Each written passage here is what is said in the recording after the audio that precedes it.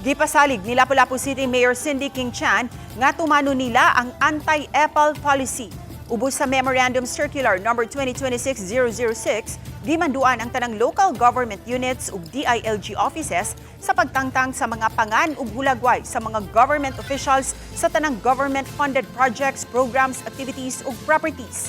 Matud ni Chan, gituman na nila ang maong pulisiya sa DILG ug gipatangtang na ang ilang mga pangan ug hulagway.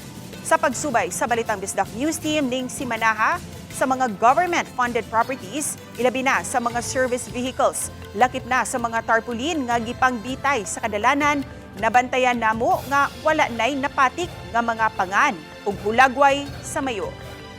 If you notice, ato naman gid nang na pailisan ang atong mga billboards ug atong tarps, no, na panagay atong mga names and atong pictures.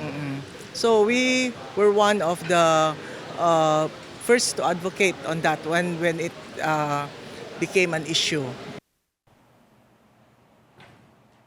Sa pagkutlo ning balita, wala pay giluwatang pamahayag si Lapu-Lapu City Lone District Congressman Junior Dahong Chan kabahin sa anti-EPAL policy.